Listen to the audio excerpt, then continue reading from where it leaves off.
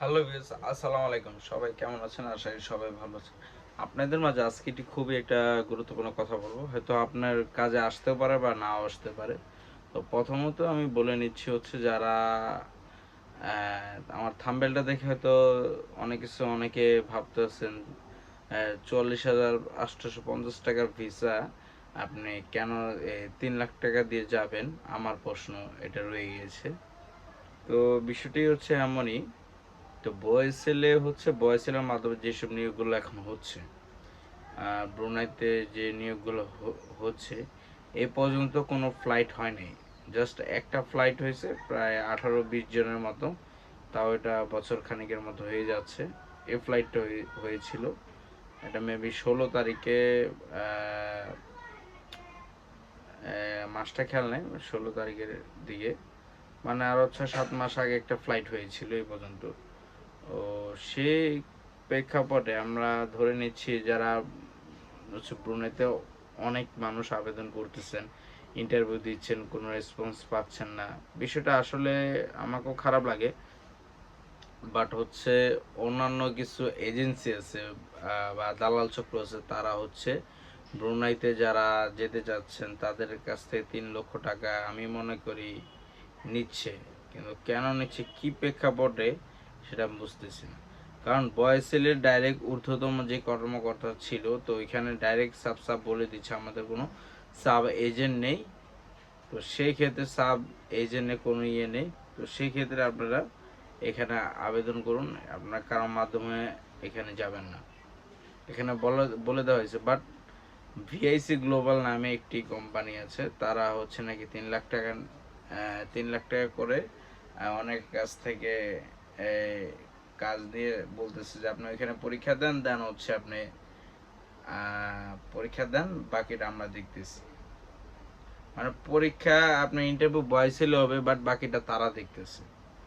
তার মানে এখানে হচ্ছে তাহলে তারা এখানে এই যদি নিয়োগ হয়ে থাকে তাহলে সম্পূর্ণ এটা ধরতে গেলে অবৈধভাবে, যদি যেহেতু এটা অবৈধভাবে, কারণ তারা দেখতেছে। তার মানে তারা যদি সরাসরি বয়সেল থেকেগুলো নিয়োগ নিত, ঠিক আছে, তো সেক্ষেত্রে আপনাকে সরাসরি আপনাকে পাঠিয়ে দিত বয়স এই ব্রুনাইতে।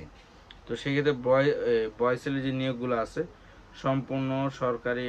হয়তো বড় বড় কর্মকর্তা কিছু জানেন না, বাট কিছু কিছু কর্মকর্তা হয়তো এখানে জড়িতও থাকতে পারে বা নাও থাকতে পারে। মানে বিষয়টা আমিও জানি না। যদি যারা যান, আমি মনে করি ওইখানে যে উপব্যবস্থাপক বা বড় বড় যে পদে যারা আছেন তাদের সাথে যে একটু ক্লাইন্টলি তাদের সাথে কথা বলবেন যে আপনার কি কোনো এজেন্সির কাছে কি ভিসা চুক্তিবদ্ধ করেছেন কিনা। তারা আমাদের কাছ থেকে 3 লাখ টাকা যাচ্ছে, বাট বয়সের আপনারা চাচ্ছেন হচ্ছে 44,000 থেকে 56,000 টাকা। তাহলে আমরা কোনটাতে যাব, সেই রাস্তাটা আমাদেরকে দেখেন। এগুলো একটু জিজ্ঞেস করবেন, আপনাদের প্রশ্ন।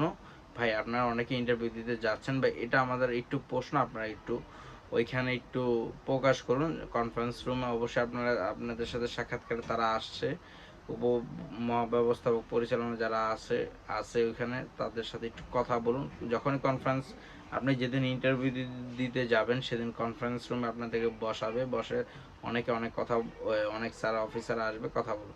তখনই আপনি এই কথাটা একটু তুলে ধরবেন। ভাই আপনাদের জন্য ভাই এই তো কথাটা একটু তুলে ধরা খুবই গুরুত্বপূর্ণ।